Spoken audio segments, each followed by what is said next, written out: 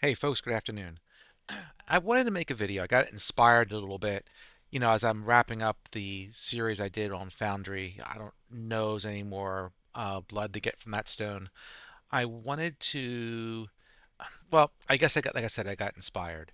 I was watching some videos the other day from Esbar the Bard, and he was doing about some, we'll call them extinct D&D monsters from previous editions that were not carried forward into future editions. And I've also been seeing shorts from Kobold Press, kind of playing off of the theme of who's that Pokemon, where they have like who's that monster, and you got to name the Kobold Press monster. I've been kind of inspired by that, and I wanted to make like a monster video. But I guess a couple things. So I did pick out like three monsters that I used relatively in the last year for Barrier Peaks, obviously, and I wanted to highlight them on why I thought they were kind of cool monsters to fiddle with, and how I use them, right? Because I think one thing I found about Kobold Press, um, I find I don't know how to put this, and maybe it's just me because I'm relatively newer at Cobra Press's lore, right? I find their lore overwhelming and sometimes underwhelming at the same time. They produce a crap ton of material, just flat out, no doubt about it. They have a lot of lore. Um, I gotta say that I really haven't learned how to digest it all yet. I guess I should spend more time with their books, to be quite honest, especially the Midgard book. Just so many monsters and books and stuff to put out. It's hard for me to wrap my head around it. So on one side, they've got a ton, I mean a ton of lore. On the other side of it, they don't have something, and I could be dead wrong because again, I'm still learning their lore, but they don't, at least for me, highlight it well enough. Um, they don't have anything like I can find like the Blood War or the conflict between Mind Flayers and GIF, right? I'm sure there's stuff like that maybe buried in there somewhere. I don't know, right? But like Wizards is a lot less lore compared to Cobalt. But what they do, they try to highlight it, like in Volos, I think it was, where they had a whole multi-page thing just on those two events that you can spawn off of, right? And spawn some ideas off of as part of your campaign. So, I mean, on one sense, like I said, there's so many ways you could hook into Cobalt Press's stuff. It's insane. Um, but on the other hand, sometimes I feel like they need to get their monster lore maybe a little better. Maybe that's a better way of putting it. Um, because I think Cobalt Press has awesome monsters.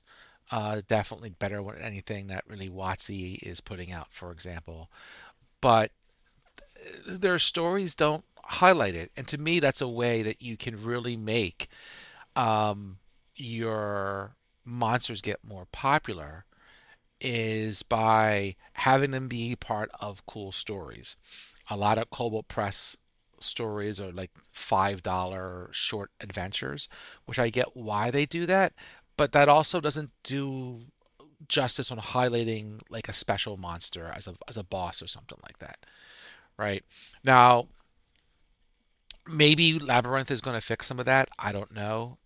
We'll see how that comes out. But I do feel like they could learn from that. So with this series, I want to talk about the story that I came up with for Barrier Peaks and how I utilized that, and then how I put Cobalt Press's monsters into that story. That's the goal here. All right, so let's do it. So Barrier Peaks. So, just a side note here. I'm a one-man army here who just streams whenever he feels like it. So I'll apologize now for just having some stupid PowerPoint, basically semi-presentation here. Um, yeah, maybe someday I'll get fancier with my graphics and everything else, but hopefully this will work. You know, so what can I say? All right, so Barrier Peaks. So um, Barrier Peaks. Um, One of the reasons I really caught onto it initially was I just stumbled upon um, some maps that were created for Barrier Peaks that's listed here. I think they were originally, I found them for free. And now I think they're part of DM's Guild, or they are part of DM's Guild, and I think they're like $6, $7, right? If you have any thought of using these things for a space adventure, um, well worth it. I mean, the maps for Barrier Peaks, for those who haven't played it, right? And if you use the redid version that they did for what WotC republished recently, like, no, that's just crap, right? Sorry, I'll just put it out there. They took away two. If I remember correctly, they took away 2 levels of the spaceship, so there's 4 levels instead of 6. They try to build something around it, but it's not the original story. And don't get me wrong, like I'm going to say here, the original story needed some help, but the maps themselves are awesome. And I think that if you have any need of a map, a huge, ridiculously huge map for a spaceship, you should be taking this on. Just, just insane. So, on top of that, let's talk about that story and what I did with it, right? So, for those who don't know, um, the idea behind Barrier Peaks way back in the day was that I believe Gygax, I believe, is his name on the Barrier Peaks. I have to go and take a look, but I'm pretty sure it is. You know, the folks at TSR or Gygax or whoever the hell it was, right? They were starting to try to come up with a space role playing game, right? And that game was, I believe, originally Metamorphosis Alpha was tied into this, and then that eventually morphed into another system called Gamma World, and I played them both back in the day. So, so sure. So what you got going on here is in order to, I guess they were testing it back in the day. I don't know. I was pretty young.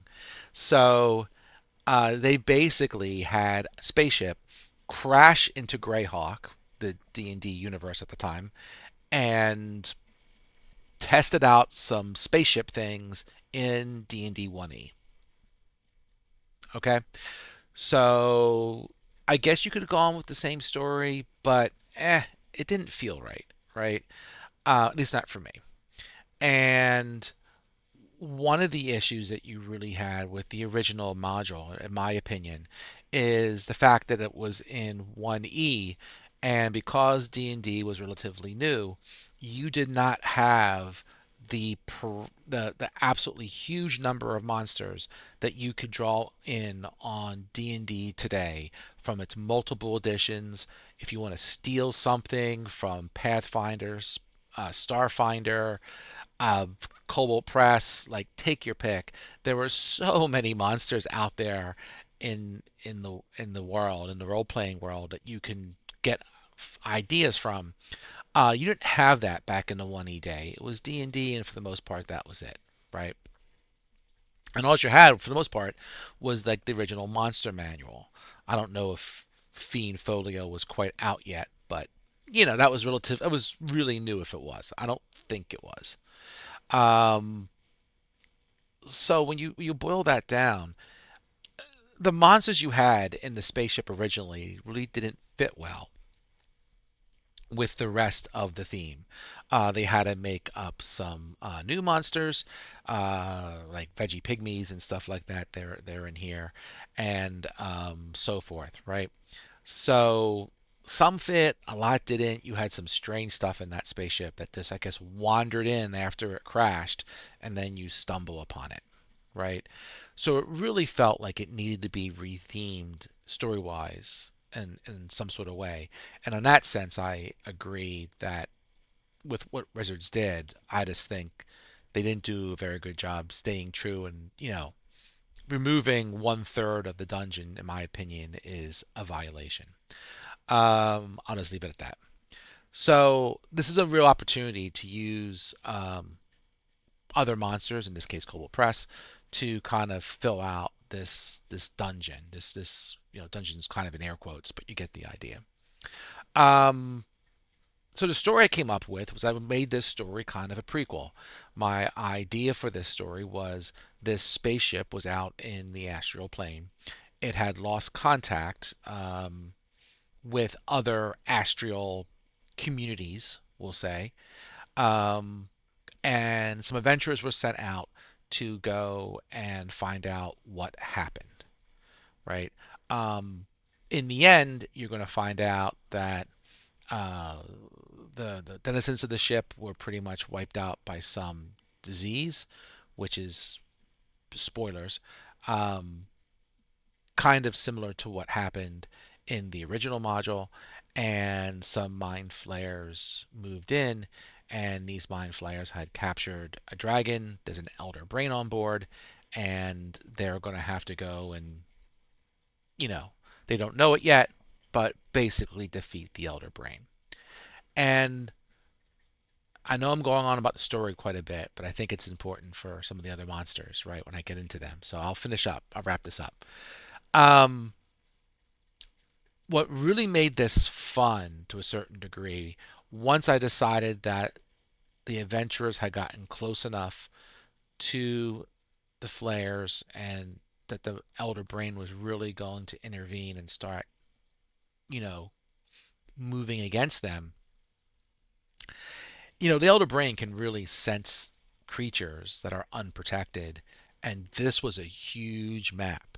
So, like, the brain had plenty of time to constantly move things around, set traps, just in various ways muck with the players, right?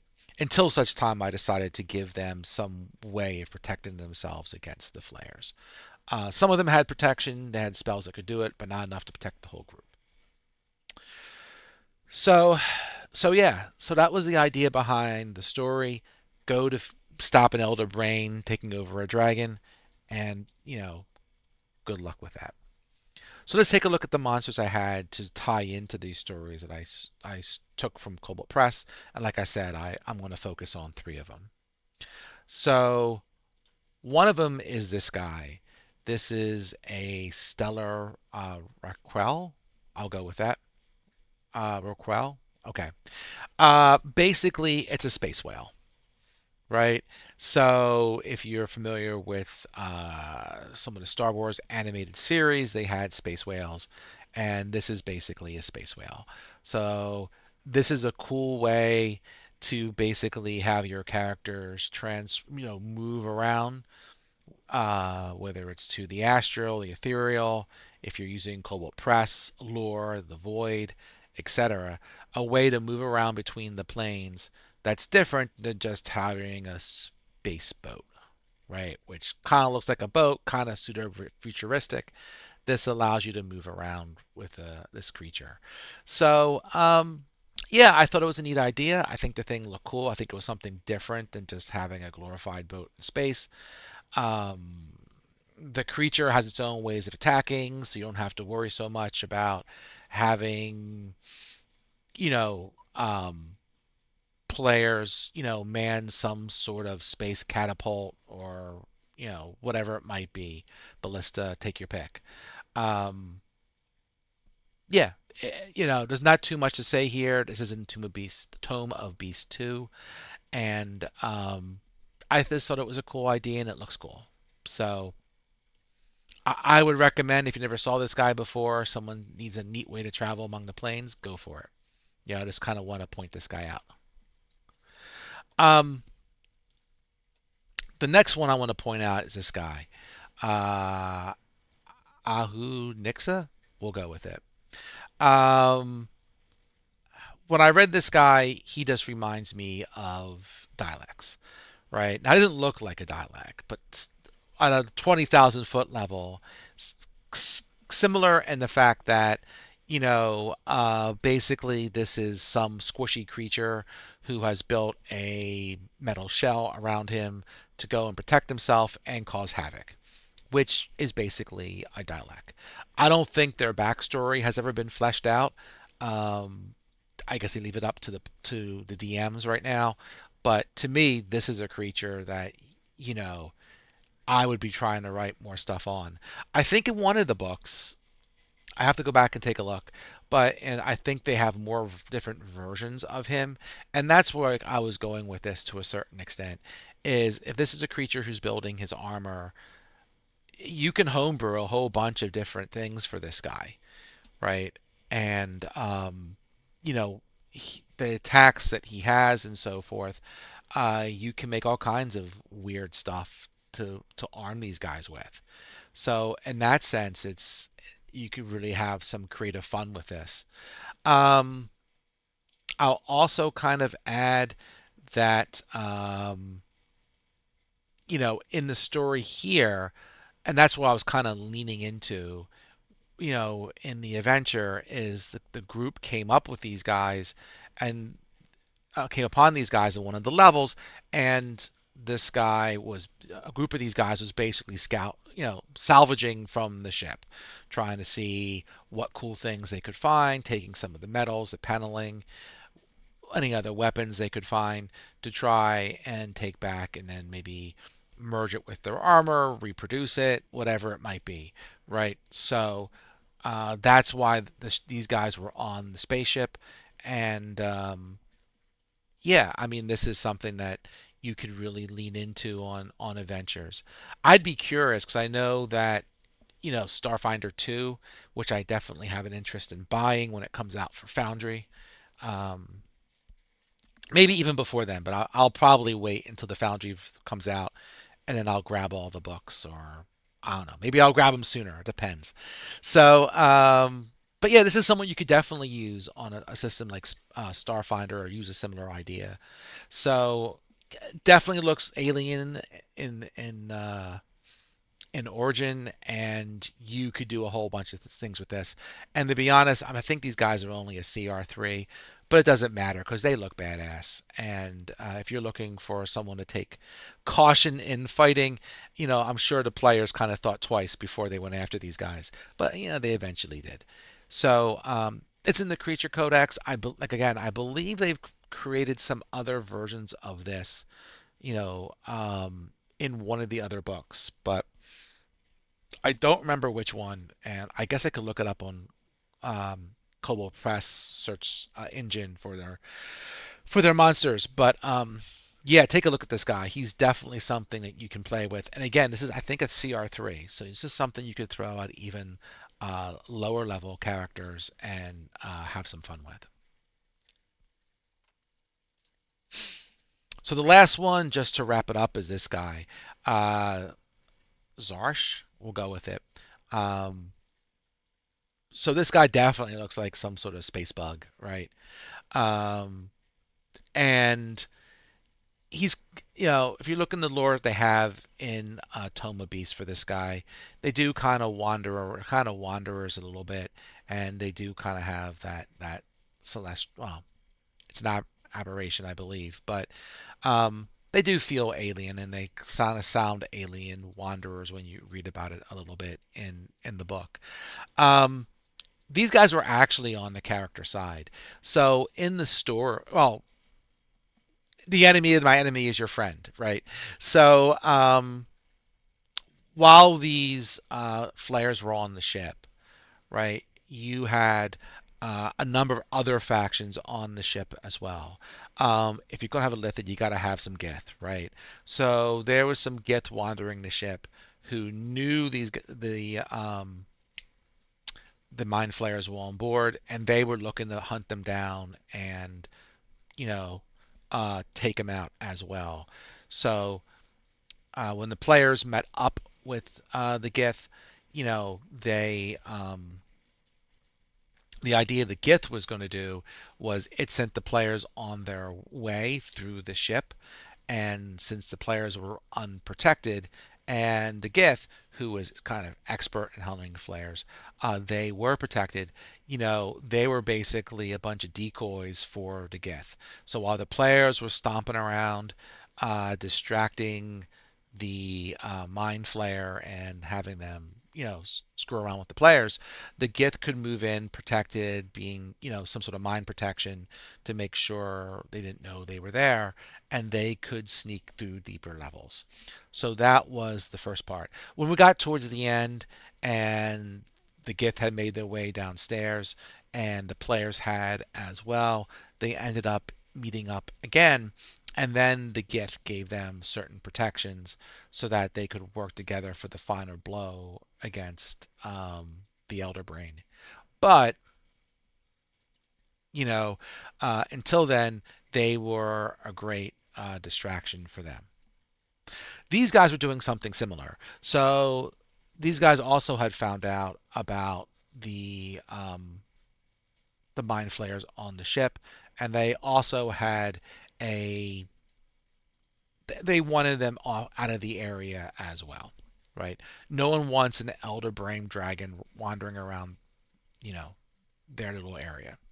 So what happens is these guys, besides being able to turn invisible, if they sting you and you fail a charisma save, then these guys kind of have a telepathic, um, presence in your head, right? They can do some stuff to control you as well, but in this case, weren't really doing that, right? They just wanted to be in someone's head so they could see, let the play, kind of similar to the Gith, let the players go and find the big bad guy while they stay safely away somewhere. And then once they got close enough and found out the location, they can try and pop in and help them take out the Lithid. So that, excuse me, that was the idea about these guys around these guys. They were great to play with, and eventually the players figured out they were kind of low key on their side. They were trying to help the players a little bit because they don't want the. I mean, they don't care about the players per se, but they don't want the players to die because if the players die, then what's going to happen? They don't find out exactly, where the big bad guy is. So they had some interest of kind of like pushing them in the right direction or giving them some hints or letting them know what was on their mind, no pun intended, maybe a little bit. And, doing some telepathy between them and the one creature that was taken over. Also low key, does something I've noticed in general. People don't have an appreciation sometimes for the spell. I think it's evil and good. I think it was good and evil back in the day. But yeah, you could use that spell to get these guys out of your head. But for some reason, when people are possessed, I find a lot of groups don't even think about that and just let them go on their merry way. I don't remember if there was a cleric in that group. There probably was. There usually was. But regardless, right? They allowed them to stay in their head, and they kind of came up with some sort of deal, and then to help them and so forth. Like I said earlier, and then once they got to the lowest level of the ship, of course, they stumbled upon they found out where the big bad guy is, and then we had a absolutely ridiculously huge battle across a huge map, and the Gith and the Illithids were fighting the Xhkarsh or whatever. They eventually ended up in there as well. Casualties will come in. Eventually, the players fought their way into the same room where this battle was going on, and chaos ensued. Um, the players got through it pretty well. At the end, the dragon was taken over with very few hit points left because the players were smartly, I believe, throwing damage on the dragon as well, who was unconscious or restrained or whatever. But they didn't want the dragon taken over. I think the dragon was taken over with like one hit point left, sadly. And then the dragon was able to use its breath weapon on a couple of the players. And, they had to get him cured at the end, but they took the thing out. So yeah, I mean it worked out pretty well. This was a fun guy to use as well. Um, Definitely again something that if you're not using this character in a Tales of the Valiant campaign slash D&D scenario, this is someone who could easily translate into Starfinder or something similar, right? So those are the monsters I came up with. I wanted to talk about today. I'll probably do maybe another one of these with some of the monsters I used from Desert of Desolation, and then I'll see if I continue it. Again, I just wanted to give some folks some creative ways to using the monsters that Kobold Press gives you. Cause I mean, trust me, there's a hook in every monster, right?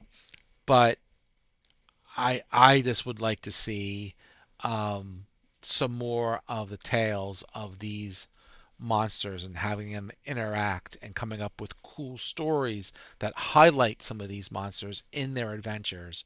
I think would go an even longer way of coming up with some more popular um, bad guys from Kobold Press. And that's it. All right. I hope this was useful for you and have a good day. Thanks. Bye.